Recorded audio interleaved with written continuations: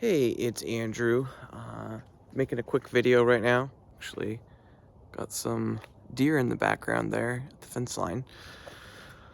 Just wanted to get on here and do my first full-length video talking about how to buy a house. So there's a lot of talk, there's a lot of misconception, there's a lot of different things I could say, but I just want to go over the real basic way to do it. So when you want to start the process, the best thing to do is to get pre-approved. You'll go to a lender, either a broker, lender, a bank.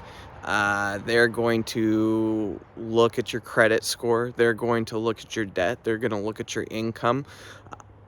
They're basically going to look at all of the debt you currently have, and then they're going to look at the debt that you want to take on with purchasing your home. It needs to be at 40% of your gross income. I can go over a lot of these details in future videos, and you can also get online, go on to Google, and if you get on and you type in mortgage calculator, you can scroll down, type in a loan amount, and start messing with some figures, and it'll give you a loan payment amount. It is not going to calculate in your mortgage insurance. It is not going to calculate in your homeowner's insurance or your taxes.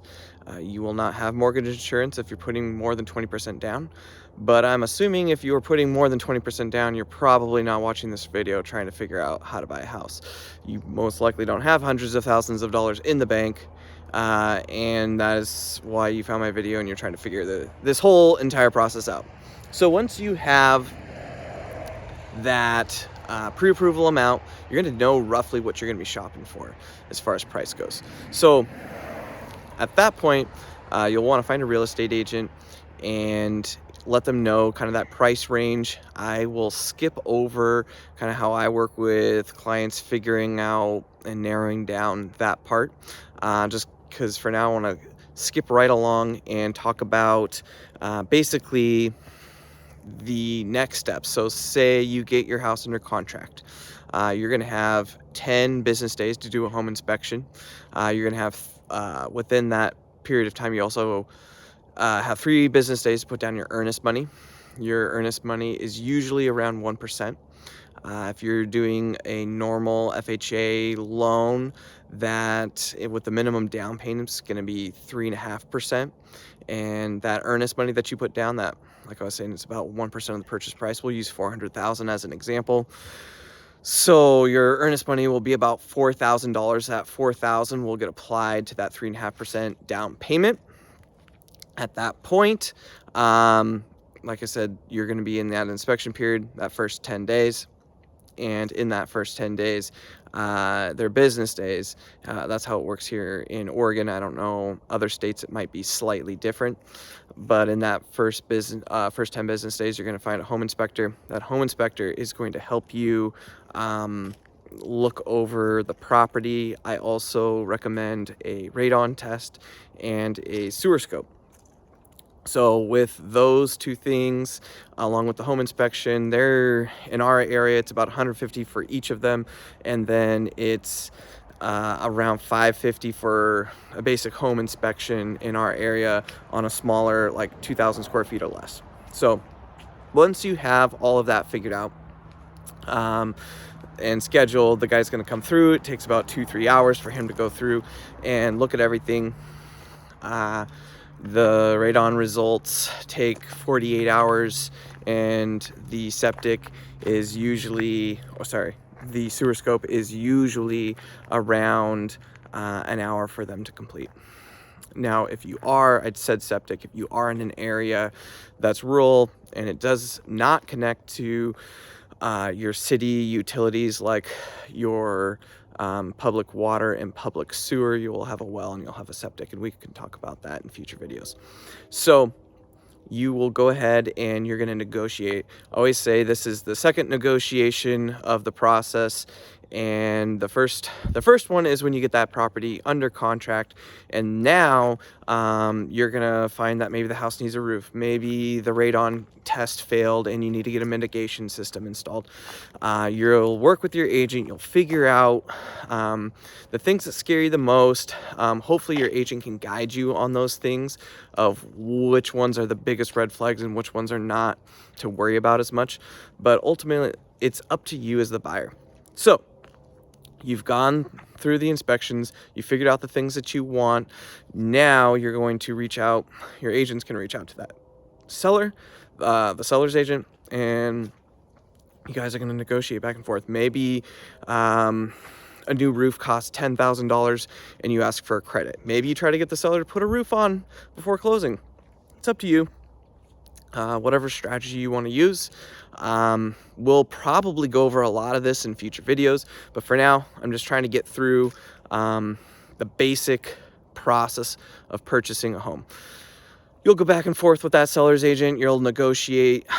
Maybe you have a credit meaning the seller is going to give you $5,000 towards repairs. That $5,000 will go towards your not your purchase price like your down payment, but it'll go towards your closing costs like your loan fees. And the title company will handle all that. The title company is the one that you also will be dropping that earnest money check that I mentioned a couple minutes ago. So now at this point, really appraisal is probably the only thing that's hanging out there on the home purchase process, unless your lender is still working on underwriting your loan. They're going to ask you a lot of questions. They're going to get your tax returns. They're going to get pay stubs. That's going to be in the beginning, but then they're going to go through everything. They're going to go through all your accounts. They're going to want the last 3 months of your account information. They're going to probably ask, usually they'll ask again before the end of the process. They're going to verify employment at the beginning of the process. They'll verify it again at the end. At this point, you'll have final loan approval. Hopefully your appraisal comes in at value with no conditions. If they find issues with the home, those are called conditions. You clear those conditions if they do come up, and you'll have final loan approval once you get through the underwriting process and your appraisal comes in. At that point, the CD goes out. The CD is basically your loan disclosures, and your lender sends those to you. Within 3 business days of those loan disclosures coming out, you're going to be able to sign at the title company. So if it's like, I don't know, 4 or 5 days from closing, you haven't heard anything about the CD, you definitely want to reach out to your lender and be like, hey, what's going on? I want to be able to close on time. So that will all happen. And then you have waited the 3 days. The title company will reach out again. That's the company you gave the earnest money to. They're going to reach out and schedule a signing. The signing in our area, usually it's 1 or 2 days before close, and then on the closing date, the lender wires the money to the title company, and once the loan is funded, that's what the wire is, the loan getting funded, the title company will release that deed to be recorded in your name with your local county, and at that point, keys can get handed over. I know this is a little different in other states. Some states don't even use the title company like we do here in Oregon. They'll use an actual attorney to handle all of this. But there you go. That's basically the quick, fastest way I can explain how the process works. Go ahead and let me know what you want more details on, and I can expand on that. I just wanted to do the fastest video process as possible, going through the whole process, and I can give a lot more details about all the pieces that I just put together. All right, thanks.